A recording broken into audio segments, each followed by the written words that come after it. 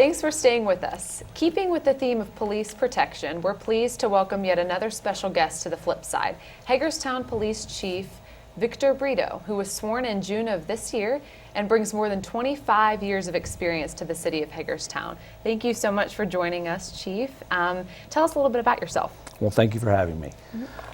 I've been involved in policing for virtually my entire adult life. I spent 25 years at the Metropolitan Police Department at many levels, from an officer through assistant district commander. I've run virtually every major investigative unit, patrol function, academy, special operations division. So I've done virtually everything. As my father used to say, I'm kind of familiar with law enforcement from the front of the house to the back of the house. My father ran a major hotel in Washington, and he was the general manager and virtually the chief of police. And he always told me that to be effective in your profession, you have to know the front of the house to the back of the house. And I've been blessed with having great mentors and leaders to help me kind of hone my craft. Absolutely. So you're from D.C. originally? All my brothers and sisters were born and raised in Washington. Don't live in D.C. Now. I live in Maryland. But that's where I became connected to Washington. My uncle was the all-time best Redskin defensive end. My father worked in the city for 50 years. So it was very important for me, when I wanted to have the experience in big city policing. And going into Washington, which is the 6th largest police department in the country, it was important for me to go there. How do you feel that your experience in D.C. will help you, as you police here in Hagerstown? It's a great question. Again, I've been blessed with having the experiences of running major operations, running major community programs, working collaboratively with our communities. It gives me the experience that Hagerstown has some big city issues that are very similar to Washington. It's like a very comfortable pair of shoes. I feel very comfortable here. Great. Ron, have any questions for the chief? One of my biggest questions, I listen to the council, the mayor, political people all over attempting to talk about meth clinics, heroin. I personally think that's the police department's job. At what point do we not use those issues as a zoning issue? Because a lot of it's zoning. A lot of it's people making decisions or trying to make decisions that have no clue what they're really dealing with. At what point in time does the chief of police or the sheriff actually do the work and come tell them what they're going to do? They hire you to be a chief. At what point do you actually become chief and do what you have to do instead of going through the mayor or the council? Well, I believe the mayor and the council gives me that latitude. My main function is to come to Hagerstown and provide a safe place for people to live, to visit, and to work, and to make Hagerstown, the city of Hagerstown, resilient. I believe I have that flexibility with the council and the mayor. They've been very supportive of me, and they've given me the latitude, to police correctly, and they're supportive of the agency and our programs. That's a good thing to hear. I'm glad that's your answer, because it's refreshing to know that you've been given that latitude. Yes, they've been extremely supportive of me. From the moment I walked in the door when I did my interview process, they've welcomed me, they've given me the ability to police effectively, and I feel very comfortable doing so. Is it an absolute requirement that everything new that you do, you have to have more money to do it, or can you find it within the skill and the background of the department expertise that you have? I can tell you in 25 years of experience is that everything that I've done in policing has been done with cutback budgeting. We deal with handling more things with less money every day. It's part of what we do. I look out of the box when I look at programs, how we can do things, look at the talent that we have, and always try to craft, our response effectively. Money is certainly an issue, but it's not the end all for us. You have to look at alternate sources. Tom? Now that you're here, almost 3 months on the job, roughly, what do you think are the good things that you've inherited, from the previous, chief and the department now that you've been here 3 months, that you can build on? That's a very good question. We have a wonderfully professional police department. The men and women on the Hagerstown PD are professional, They're educated. Matter of fact, over 60% of our men and women have college degrees. That's phenomenal in the work that we do right now. They're responsive, they're compassionate, they work collaboratively with our citizens. I inherited a great police department. We've done a lot of great things in the Hagerstown Police Department. My job is to work with the men and women on the police department and write a couple pages in the history of our agency that are positive. Hopefully I'll be able to write a couple chapters as we move forward. I've never been a placeholder. When every command I've ever had, everything I want to do it better than it's been done before. If we do something good, we can do it better. If we do something great, we can do it greater. I'm a firm believer, when you get to the top of the mountain, if you stop, you start coming down. So you keep reaching. We have a great police department.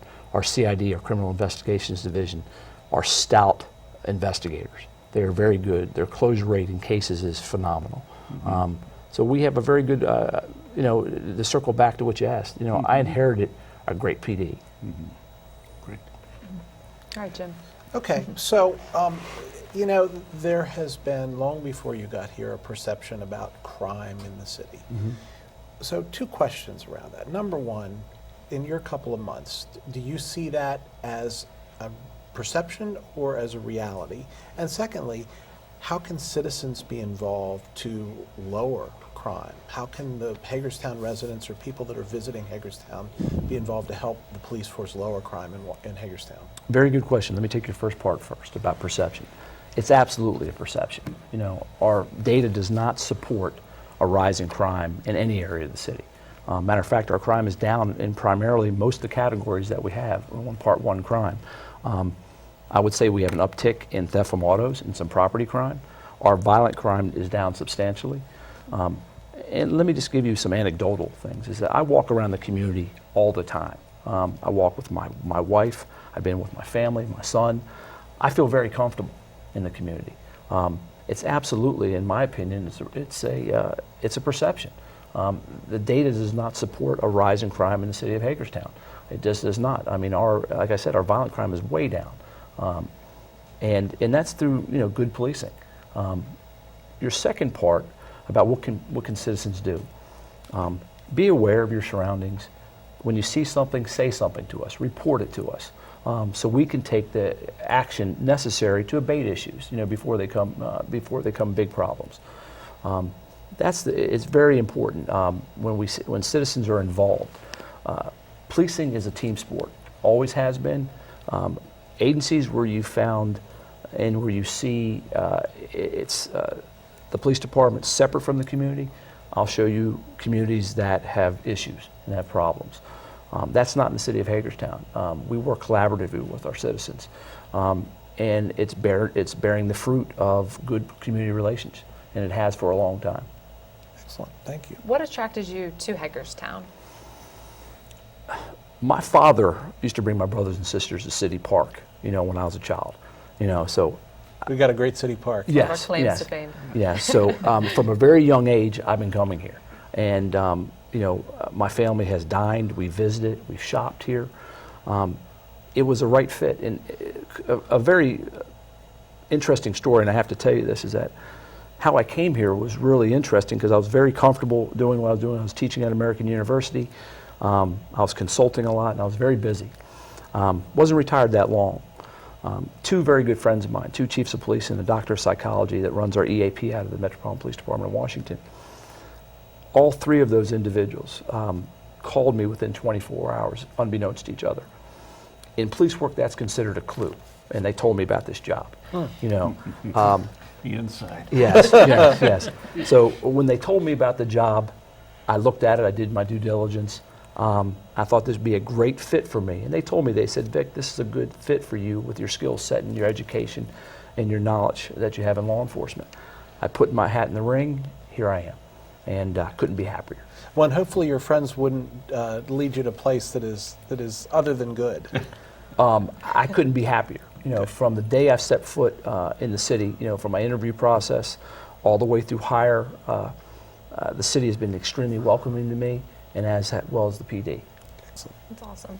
On a slightly more serious note, what are your thoughts on body cameras? How do you feel about that? Well, that's a very good question. The PD started out with 6 body cameras in a pilot project.